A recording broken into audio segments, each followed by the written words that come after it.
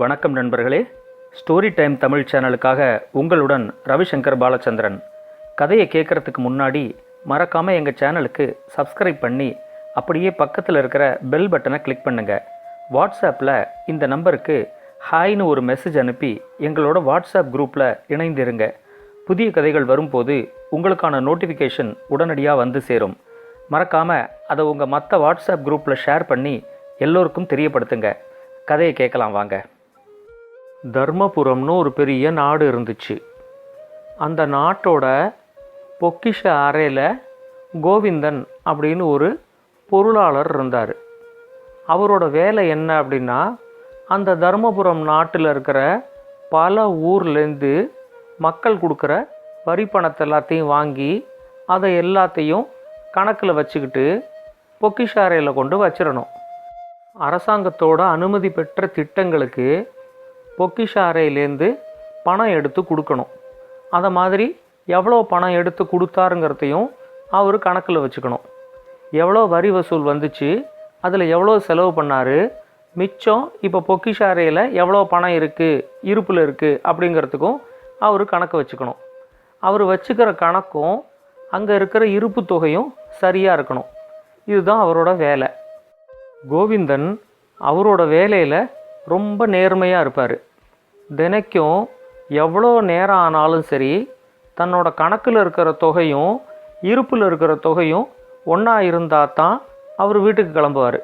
இல்லைன்னா எவ்வளோ நேரம் ஆனாலும் அதை ரெண்டையும் சரி பார்த்ததுக்கு அப்புறமா தான் அவர் வீட்டுக்கு கிளம்புவார். இதை மாதிரி இருக்கிறப்போ ஒரு மாதத்தோட தொடக்கத்தில் வரி வசூல் தொகை ரொம்ப அதிகமாக இருந்துச்சு. அதை எல்லாத்தையும் கணக்கில் எழுதிட்டு அதோட இருப்பு தொகையெல்லாம் சரி பார்த்து அங்கே கொண்டு வச்சுட்டு அதுக்கப்புறமா கோவிந்தன் வீட்டுக்கு கிளம்புறதுக்கு ரொம்ப நேரம் ஆயிடுச்சு. கிட்டத்தட்ட பாதி ராத்திரி ஆயிடுச்சு. அவர் பொக்கிஷ அறையிலேருந்து வெளியே வரும்போது பொக்கிஷ அறை வாசலில் 2 காவல் வீரர்கள் எப்பயுமே காவல் காத்துக்கிட்டு இருப்பாங்க. அன்றைக்கி அவர் வீட்டுக்கு கிளம்புற நேரத்தில் பொக்கிஷ அறையோட வாசலில் ஏதோ சத்தம் கேட்டுச்சு. சரி, வேலையை முடிச்சிட்டோமே, நாமளும் கிளம்புவோம், என்ன சத்தம்னு போய் பார்ப்போம் அப்படின்னு சொல்லிட்டு இவர் வெளியே வந்து பார்த்தா அங்கே ஒரு 4 திருடர்கள். அந்த 4 திருடர்களும் எப்படியோ அரண்மனைக்குள்ள வந்து இந்த பொக்கிஷ அறைக்கு வாசலில் காவல் காத்துக்கிட்டு இருக்கிற 2 வீரர்களையும் அடித்து போட்டுட்டாங்க. 2 வீரர்களும் கீழே விழுந்துட்டாங்க. ஆனால் அந்த திருடர்களுக்கு அந்த நேரத்தில் இந்த பொருளாளர் கோவிந்தன் அங்கே இருப்பார் அப்படின்னு சொல்லி அவங்க எதிர்பார்க்கவே இல்லை. திடீர்னு கோவிந்தன் வெளியே வந்த உடனே அவங்க வேறு வழி இல்லாமல் கோவிந்தனையும் அடித்து கீழே போட்டாங்க. அவங்களோட எண்ணம் பொக்கிஷ அறையில் இருக்கிற பணத்தை எல்லாத்தையும் எப்படியாவது திருடிக்கிட்டு ஓடிடணும் அப்படிங்கிறது தான். கோவிந்தன் கொஞ்சம் வயசானவர். அதனால் ஒரு திருடன் ஓங்கி அவரோட அடி அடித்த உடனே அவர் அப்படியே மயங்கி போய் கீழே விழுந்துட்டார். உடனே மிச்ச திருடனெல்லாம், சரி நமக்கு நேரம் ரொம்ப குறைவாக இருக்குது, வாங்க பொக்கிஷ அறைக்குள்ளே போய் எவ்வளோ எடுக்க முடியுமோ அவ்வளோ எடுத்துக்கிட்டு இங்கேருந்து உடனே கிளம்பணும் அப்படின்னு சொல்லி 4 பேரும் பொக்கிஷ அறைக்குள்ளே ஓடி போயிட்டாங்க. ஒரு 5-10 நிமிஷம் கழித்து கோவிந்தனுக்கு கொஞ்சமாக நினைவு வந்துச்சு. அந்த திருடன் அடித்த அடியில் அவரால் கீழேந்து எழுந்திருக்க கூட முடியல. ஆனாலும் அவர் உறுதியாக ஒரு முடிவுக்கு வந்தார். இந்த பொக்கிஷ அறைக்குள்ளே இருக்கிற பணம் முழுக்க மக்களோட வரி பணம். இதை பாதுகாக்க வேண்டியது தான் தன்னோட கடமை. எப்படியாவது அது திருடு போகாமல் தடுத்து நிறுத்தணும் அப்படின்ட்டு அவர் மெதுவாக தட்டுத்தடுமாறி எழுந்திருச்சார். பொக்கிஷ அறையோட வாசலுக்கு வரும்போது 4 திருடங்களும் பொக்கிஷ அறைக்குள்ள ஒரு பெரிய சாக்கு பையில் அங்கே இருக்கிற தங்க காசு, வெள்ளி காசு எல்லாத்தையும் எடுத்து போட்டுக்கிட்டு இருக்கிறத அவர் பார்த்தார். உடனேயே அவர் பொக்கிஷ அறையோட கதவை இழுத்து வெளிப்பக்கமாக தாப்பா போட்டார். தாப்பா போட்ட உடனே திருடங்க 4 பேருக்கும் நல்லா மாட்டிக்கிட்டோம் அப்படிங்கிறது இப்போ தெரிஞ்சிருச்சு. அதுக்குள்ளே அவர் ஓடி போய் இன்னும் கொஞ்சம் வீரர்களெல்லாம் கூட்டிக்கிட்டு வந்தார். வெளியே ஒரு 50-60 வீரர்கள் வந்துட்டாங்க அப்படின்னு தெரிஞ்ச உடனே திருடர்களால் தப்பிக்கவே முடியல. அவங்க எல்லாரும் நல்லா வசமாக மாட்டிக்கிட்டாங்க. அவங்க எடுத்துக்கிட்டு வந்த சாக்கு எல்லாத்தையும் எடுத்து பிரித்து பார்த்தா அதுக்குள்ளே 1,00,000 பொற்காசுகள் இருந்துச்சு.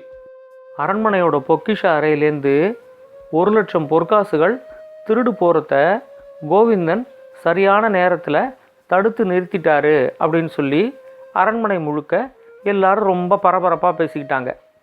ராஜா கோவிந்தனோட செயலை பாராட்டி அவருக்கு 1000 பொற்காசுகள் பரிசாக கொடுத்தாரு.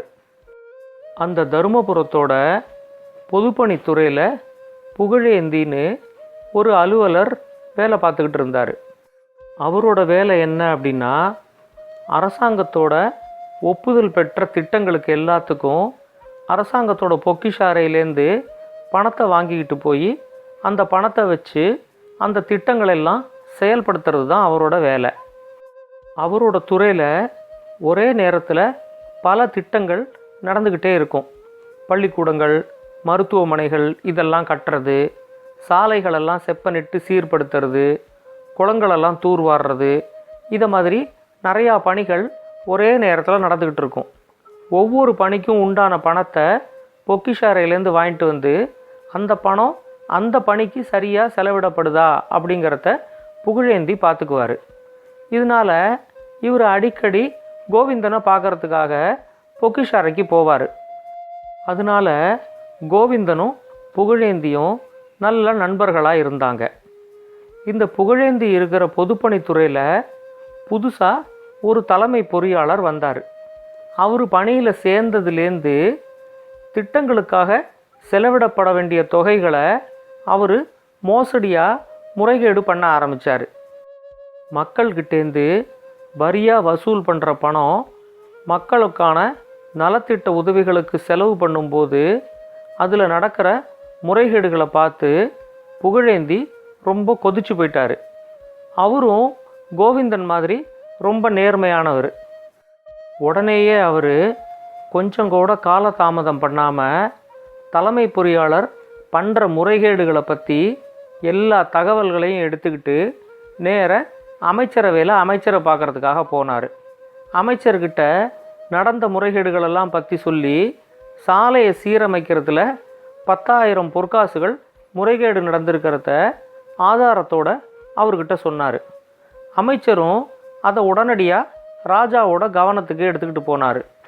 உடனேயே ராஜா தலையிட்டு அந்த தலைமை பொறியாளரை அந்த பதவியிலேருந்து தூக்கி அவரை கொண்டு போய் சிறைச்சாலையில் அடைச்சிட்டாங்க. சரியான நேரத்தில் வேண்டிய அளவுக்கு தகவல்களை திரட்டி முழு ஆதாரத்தோட அமைச்சரவையில் கொண்டாந்து கொடுத்த புகழேந்தியோட நேர்மையை பாராட்டி ராஜா அவருக்கு ஒரு பாராட்டு பத்திரமும் 2000 பொற்காசுகள் பரிசும் கொடுத்தாரு. இது நடந்து 4-5 நாள் கழித்து புகழேந்தி கோவிந்தனை பார்க்கறதுக்காக பொக்கிஷ அறைக்கு போயிருந்தார். வேற ஒரு திட்டத்துக்கான செலவுக்கு பணம் வாங்கிறதுக்காக அவர் போயிருந்தார். அப்போ கோவிந்தன்கிட்ட பேசிக்கிட்டு இருக்கும்போது எப்படி 10,000 பொற்காசுகள் முறைகேடு நடக்கிறத தான் கண்டுபிடிச்சதையும் அதை ஆதாரபூர்வமாக அமைச்சர்கிட்ட கொண்டு கொடுத்ததையும் அதுக்காக ராஜா தன்னை பாராட்டி தனக்கு ஒரு பாராட்டு பத்திரமும் 2000 பொற்காசுகள் பரிசு தொகையும் கொடுத்ததை பற்றி புகழேந்தி கோவிந்தன்கிட்ட சொன்னார். அதை கேட்ட உடனே கோவிந்தனுக்கு கொஞ்சம் அதிர்ச்சியாக இருந்துச்சு. கொஞ்ச நாள் முன்னாடி தான் அரண்மனையோட பொக்கிஷ அறையிலேருந்து 1,00,000 பொற்காசுகள் திருடு போகிறதுக்கு இருந்துச்சு. அதை சரியான சமயத்தில் நான் தடுத்து நிறுத்தினேன்.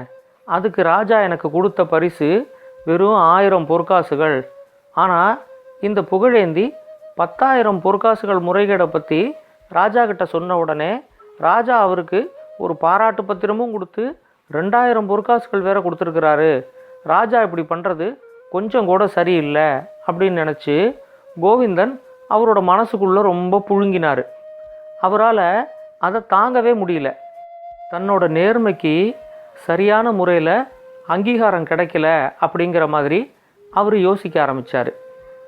ஆனால் கொஞ்சம் நிதானமாக உட்காந்து யோசித்து பார்த்ததில் கோவிந்தனுக்கு ஒரு உண்மை புரிஞ்சிச்சு. இந்த எண்ணத்தை தன்னோட மனசில் வளர விட்டால் அது தன்னோட பணியை கண்டிப்பாக பாதிக்கும். அதனால் உடனே ராஜாவை பார்த்து இதுக்கான நியாயத்தை கேட்டுடணும் அப்படின்னு சொல்லி அவர் முடிவு பண்ணார்.